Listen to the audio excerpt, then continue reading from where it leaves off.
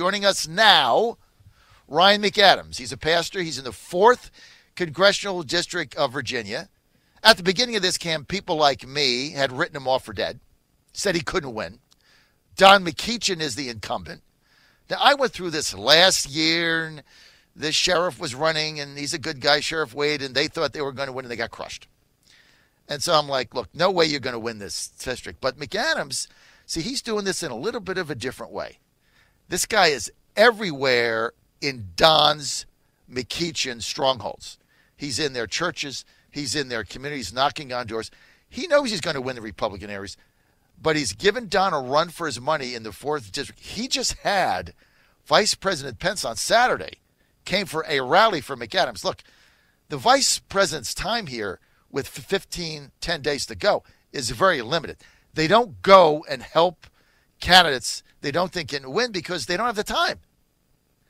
And he's with us now. He's got some wind behind his back and some momentum.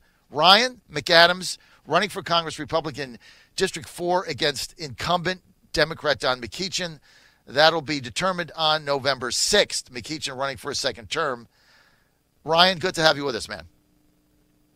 John, good morning. It's great to be with you. Congratulations on your radio show being expanded and the acquisition. I appreciate everything that you said. I loved the lead in, and thank you so much to be good with being with you this morning. Look, I think you're turning this into a fun race. I'm not saying that you're going to win, but you're turning it into a competitive race, and you're working hard. So a couple things. Let's start with these pipe bombs. What do you make of this? Yeah. Well, you said it well. I was listening to you, and, there's no place for this in politics. I think that we've gone too far, maybe on all sides, of demonizing one another, and I think we need to get back to talking about ideas and solutions and what's best for the American people, and stop trying to paint each other, as enemies. And, we are competitors in races, but we need to get back to what is American, and that is not this type of activity that we're seeing right now with bombing or with just the hyped-up rhetoric that we see in politics today. So I'm definitely for a more moderate tone and focusing on the things that really matter to Americans, and that's solutions. So tell me a little bit about your position on this caravan, right? We've got 10,000 people that's basically going to bum rush the border of the United States. And Ryan, as you know, even though the president said he's going to put the military there or the National Guard, it's unlikely that he closes the border because that would close off trade. And our laws are such, it's very odd, Ryan, because when you step 1 foot over the border without your documents, you've broken a U.S. immigration law, right? You're here illegally. As soon as you step foot. But then, Ryan, as soon as you step the other foot in, you got 3 laws protecting you. Basically, the Flores law. So there's nothing we can do. We can't. So it's catch and release. You can only keep them for 20 days. And if they say the word asylum, you can't turn them away. You have to process it. And you can only detain them for 20 days. And the asylum processing, the backlog now, Ryan, 2 years. So basically you get a piece of paper and you get released into the interior of the country. If you're in Congress, what do you do about this caravan? How do you deal with this? Yeah, well, there's 2 different issues there, but let's talk about the caravan first. Number one is we got to stop them. I think the president's going to stop them. There's no doubt in my mind that he's going to follow through with what he said, that he's not going to allow them to come in. I mean, I think that continuing to put pressure on Mexico, I love what he's done with Honduras and Guatemala, and said, look, if you can't stop them, then we're going to start taking our money away and our funds that we've given you, whatever that looks like. But I agree, there's got to be consequences. Countries just allowing this type of thing, this caravan lawlessness to happen across their borders coming up our way. So I think continuing to push, number one, put pressure on Mexico to stop this caravan. Now, I don't know if they'll be able to do that, if it's 15,000 strong now or whatever it is, but we're going to have to stop them at the border. And then the second issue is what you said, is I think that we need to change those asylum laws that when someone comes in, and I know you know this, but 80% of those that claim asylum will get it and they'll go through the process, and then most of them, 80% of them, will get turned away by the courts. And so there's a disconnection between those claiming asylum and then those actually going before the court and then them being deemed that it's completely erroneous. And so I think, but like you said, the problem is that once they've gotten that status per se, then they never show up for court, and then they're running amok in our country. And so we've got to change that so that, and I don't know exactly what the solution will be, but we've got to change that to where that, there has to be a more stringent policy for people seeking asylum once they cross the border. Ryan McAdams, you're right. We have to close the loopholes. And if you just read some of the facts here, in 2000, 0.5% of illegals that crossed the border claimed asylum. Now 50% claim asylum. By 2019, it'll be 80%. I mean, they've just figured it out. You come into the United States, you get look, if you come in and you don't get apprehended, then you don't get apprehended. And only 15% are apprehended. 85% just come in. Of the 15% that actually get apprehended, 50% of them claim asylum. And then even though 80% don't qualify, it doesn't matter because they're already gone. They're handed a piece of paper.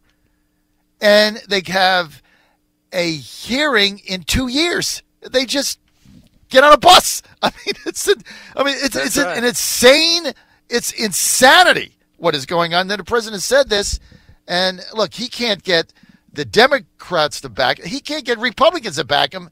Those that are sponsored by big Wall Street donors and Goldman Sachs, that they don't care about they just want cheap labor to drive shareholder value so they can make a higher bonus and screw the U.S. worker. They could care less. That's the unholy alliance going on.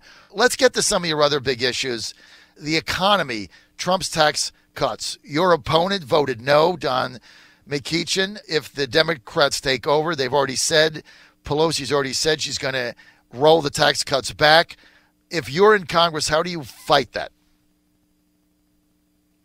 How do I fight the rolling back the taxes? Yeah. Well, I think that, I'll tell you what, I talk to small business owners. I talk to workers all the time in the 4th District. In fact, I just left a meeting. I was here in Charles City having coffee with a group here. The economy is going great. Small business owners, I was just talking to a carpenter, a contractor, a business remodeler, and he says, you know what, if you want work right now, it's out there to be gotten. The only reason why you don't have work if you're a contractor or small business owner is because you don't want it. And so Americans are doing well, workers are doing well, wages are going up, people are happy about what's happening in the economy. I mean, it's absolutely ridiculous for Democrats to say that they want to stunt the growth that's going on in America right now. And it's only bad for Americans. And they don't want Trump to get the win that he's getting. But boy, oh boy, it's really going to hurt Americans, and people are not happy about it. When you talk about raising taxes that the Democrats want to do and stopping the growth that what we're seeing right now, people are upset about it.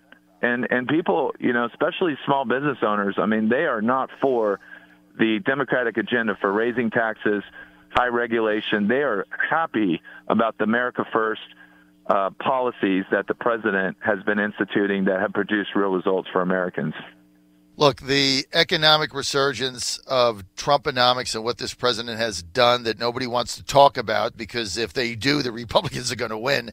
That's why the legacy media tries to talk about something else. Mohammed bin Salman, now the Saudis saying, it wasn't a fist fight. No, he didn't go out the back door. No, he didn't get in a chokehold. No, he didn't fall down the stairs. No, now it's a premeditated murder. They change the stories 9 times. If you were in Congress, what would you be in favor of us doing over this Khashoggi situation? Now the Saudis admitting it was a premeditated murder. Yeah, I mean, gosh. I mean, anyone, in a lot of ways, Saudi Arabia is considered an ally. I don't see how you can see them as an ally at this point. When they're going to slice and dice up one of our media correspondents, I mean, it's just unheard of. So I think there has to be consequences to this. I mean, I think the president, I trust his instincts. I think he's going to do the right thing.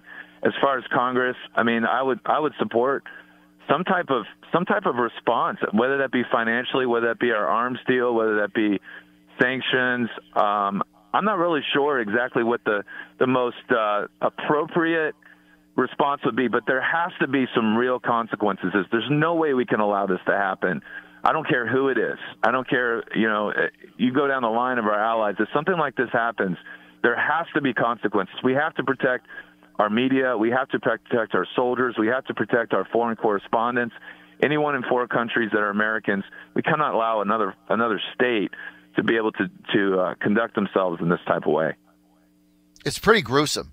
And it's tough to have an ally that will chop somebody up in the consulate and take them out basically in McDonald's bags and then bury them in the garden.